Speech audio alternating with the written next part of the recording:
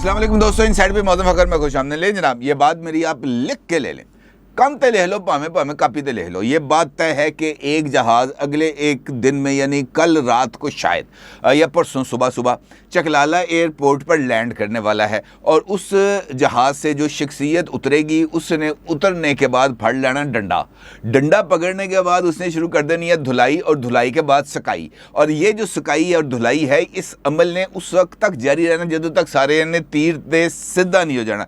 क्योंकि ये बात मैं भी आपको बता दूं कि इतवार और पीर को बड़े ख़तरनाक किस्म के बड़े बड़े काम डलने वाले हैं। और यही वजह है कि वो जो मुज़ाकरात इस्लामाबाद में हो रहे थे हुकूमत और इमरान खान की जमात यानी पाकिस्तान तहरीक-ए-इंसाफ के दौरान, उन मुज़ाकरात को भी अब इसी जहाज़ के लैंड होने के बाद यानी मंगल तक मौखर कर दिया गया है। मंगल तक जो बराह रास्त राब्ते हैं हुकूमत और इमरान खान की जमात, इन दोनों के दरमियान नहीं होंगे। अगर होंगे तो बैक चैनल होंगे। और ये जो शख्सियत आ रही है, ये आप ये समझें कि इस मर्तबा आ रही है एक ब्रॉडर विजन के साथ। ब्रॉडर विजन से मुराद ये है जनाब कि यहाँ पर जो कुछ होने जा रहा है वो ऐसा है कि जिसको ये इमरान खान की ईगो के साथ या शहबाज शरीफ की ईगो के साथ या नवाज शरीफ की किसी के साथ इसका कंपैरिजन ही नहीं किया जा सकता। क्योंकि ये जो गेम है ये इस तरह चेंज होने वाली है कि अब उसके बाद किसी को भी चूं चरा करने की गुंजाइश देना यकीन जाने कि पाकिस्तान के मुस्तकबिल से खेलने के मुतरादफ ही होगा। क्यों? ये सवाल एक बहुत ही ज़्यादा इम्पोर्टेंस का मिला। अगर आपको याद हो, आज से एक या दो दिन पहले शायद मैंने एक वीडियो की थी जिसका थंबनेल आप इस वक्त अपनी स्क्रीन पर देख सकते हैं। और उसके अंदर मैंने आपको ये बताया था कि chief of army staff general Asim Munir साहब खुद मुतहर्रिक हुए हैं और चाइना से टलियां खड़क गई हैं। यहाँ पर फ़ोन आ रहे हैं और उन फ़ोन्स के नतीजे में एक डेवलपमेंट हुई थी कि चाइनीज़ प्राइम मिनिस्टर ने यहाँ पर पाकिस्तानी प्राइम मिनिस्टर यानी शहबाज शरीफ साहब के साथ गुफ्तगू की थी, फ़ोन किया था। और मैंने आपको इस वीडियो के अंदर कुछ डिटेल्स बताई थी। और मैंने आपको बताया था कि ये जो मुलाकात है, ये जो विज़िट है chief of army staff general Asim Munir साहब की, ये सऊदी अरब में होने वाली डेवलपमेंट्स की कंटिन्यूटी है। क्योंकि सऊदी अरब, चाइना और रशिया ये एक ब्लॉक की शक्ल के अंदर सामने आ रहे हैं। और ये एक फ्यूचर के अंदर जो एक इस पूरे रीजन के अंदर जो गेम चेंज होने वाली है उसके अंदर ये एक पार्टनर्स के तौर पर उभरेंगे। लिहाजा पाकिस्तान इस खित्ते के अंदर अपनी मौजूदगी को इस्टेब्लिश करने के लिए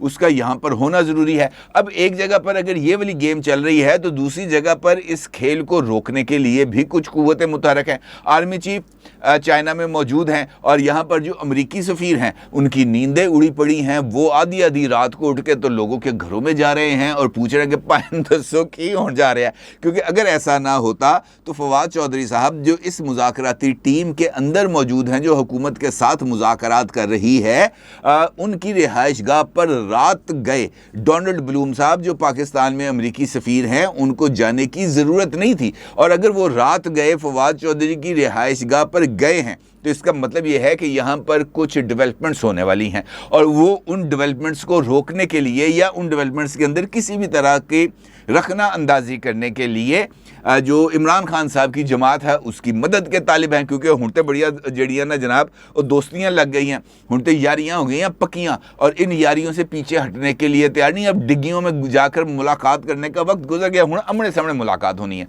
अब वो फवाद चौधरी साहब की मदद या फवाद चौधरी साहब से मुलाकात करने का मकसद ये नहीं है कि वो ये जानना चाहते हैं कि जनाब ये हुकूमत इलेक्शन कराना चाहती है या हुकूमत इलेक्शन नहीं कराना चाहती। इमरान खान साहब जो है वो मई में इंतखाबात कराएंगे या वो अक्टूबर में इंतखाबात कराएंगे। जानना ये था कि आर्मी चीफ के जो दौरे चीन है उसके अंदर जो डेवलपमेंट्स हो रही हैं उन डेवलपमेंट्स के बारे में क्या इन्फॉर्मेशन है। क्योंकि इसका ताल्लुक जाके जुड़ना है अमेरिका से, क्योंकि ये सारी डेवलपमेंट्स ने जाकर अमेरिका पर असरअंदाज होना है। क्योंकि अमेरिका की जो अथॉरिटी है वो अब कॉम्प्रोमाइज़ होने जा रही है, चैलेंज होने जा रही है। और अगर ये ब्लॉक बन जाता है तो इसके नतीजे में डॉलर की डिपेंडेंसी तो बहुत हद तक कम हो जाएगी। तेल लेगा पाकिस्तान चाइना उधर से रशिया से या लेगा सऊदी अरेबिया से, डॉलर की ज़रूरत नहीं है। ट्रेड करेगा चाइना के साथ, ट्रेड करेगा रशिया के साथ, और उसके बाद दीगर जो खिते के ममालिक हैं वो इसके अंदर शामिल हो जाएंगे। तो गेम ज़रा चेंज होने जा रही है। और इस बात को तकवीयत मिलती है उस खबर से जो आज जिसने धमाका कर दिया है, क्योंकि इस खबर से पहले ही ये सारी डेवलपमेंट्स हुई थी। फवाद चौधरी की अहलिया हिबा चौधरी साहिबा ने अपने ट्विटर अकाउंट पर इस मुलाकात की तस्वीर को शेयर किया है। और अगर आप उस तस्वीर को जूम करके देखें तो फवाद चौधरी साहब को मेरा ख्याल है कि वो जिस हालत में थे उनको उसी हालत से बेडरूम से निकाला गया, क्योंकि उनके तो पैरों के अंदर उन्होंने घर में पहनने वाले स्लीपर पहने हुए हैं। अदरवाइज घर में सफ़ीर आ जाए तो बंदा वैसे ही ज़रा बन ठंड जाता है, चलो ज़रा कंघी पट्टी कर लो, पाउडर शाउडर ला लो। लेकिन फवाद चौधरी साहब जिस पोजीशन में थे, जैसे थे, जहां थे, उसकी बुनियाद पर बाहर निकले। इसका मतलब ये है कि इमरजेंसी मीटिंग थी, और उसकी वजह आज समझ में आई है इस वजह से कि एक खबर शाया हुई है, और उस खबर ने यहाँ पर बहुत सारे जगहों पर सफ़े मातम मचा दिया। मिर्गी के दौरे पड़ना शुरू हो गया यहाँ पर भी और हमारे आस पड़ोस में भी। और ख़बर है जनाब कि चाइना इस वक्त पाकिस्तान के अंदर 58 अरब डॉलर 58 बिलियन डॉलर की इन्वेस्टमेंट करने जा रहा है। कितने की? 58 बिलियन डॉलर।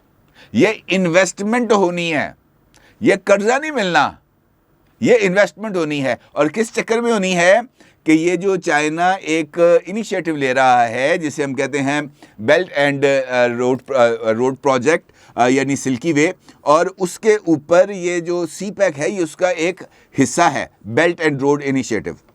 अब उसके तहत चाइना ने जो काशगर है चाइनीज़ प्रोविंस, वहाँ से लेकर ग्वादर तक रेलवे लाइन बिछानी है। ठीक है जी। अच्छा, ये जो रेलवे लाइन है इसके लिए जब नवाज शरीफ साहब का पहला टेन्योर था यानी 2018 में, तो उससे पहले वाला, तो उससे पहले इसका जब यहाँ पर सीपैक के मुख्तलिफ प्रोजेक्ट्स लग रहे थे तो इस दौरान इसकी 2 फिजिबिलिटीज़ तैयार हुई थी।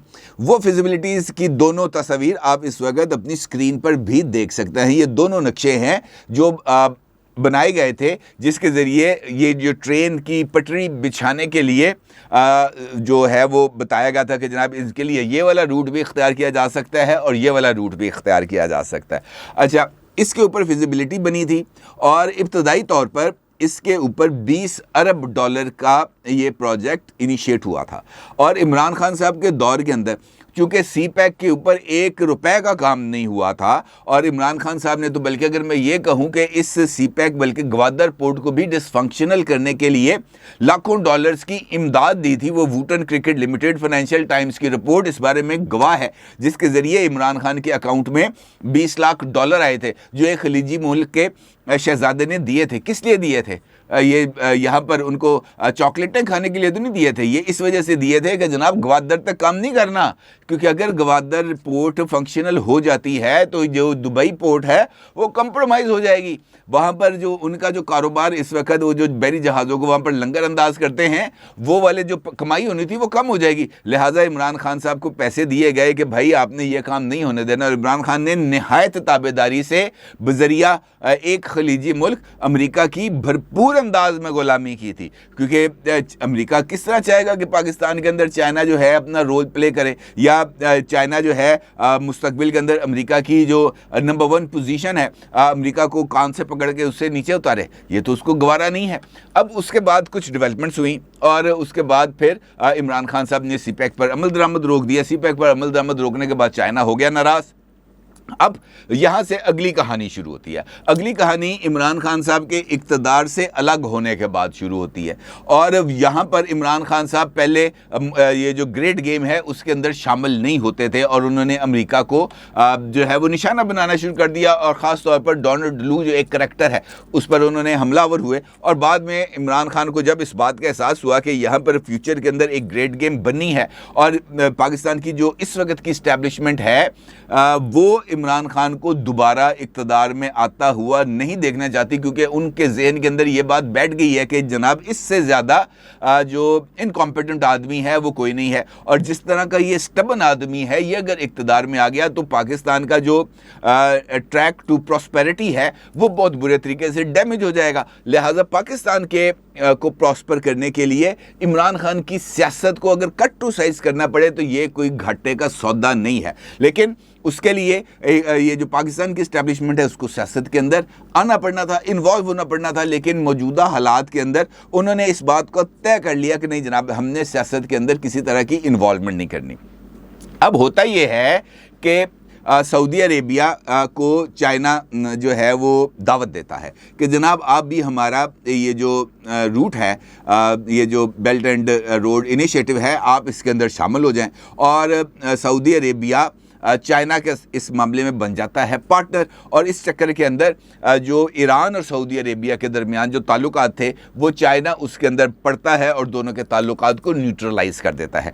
अब चूंकि पाकिस्तान इस हवाले से इस पूरी गेम के अंदर एक सेंट्रल मुकाम है और क्योंकि ये जो ट्रैक बिछना है, ये जो रोड आनी है, इसने जाना है गवादर तक और गवादर में ये सारी की सारी एक्टिविटीज़ होनी है।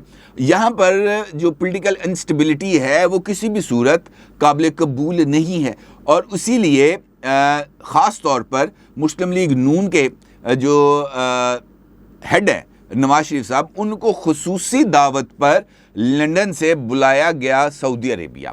और सऊदी अरेबिया में मुख्तलिफ उनके साथ लोगों ने राब्ते किए, मुलाकातें की और उनकी अहम तरीन मुलाकात हुई मोहम्मद बिन सलमान साहब से, जो सऊदी क्राउन प्रिंस भी हैं और उनके वज़ीर आज़म भी हैं। और उनकी मुलाकात की रुदाद मैं आपके साथ नहायत तफसील के साथ डिस्कस कर चुका हूँ।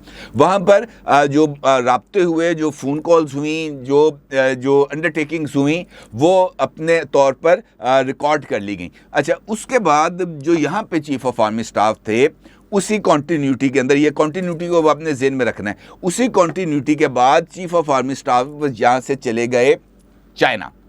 अब उनका चाइना जाना भी बहुत ज़्यादा लोगों को खटक रहा था कि यार ये क्यों चले गए चाइना और इनका चाइना जाने का मकसद क्या है।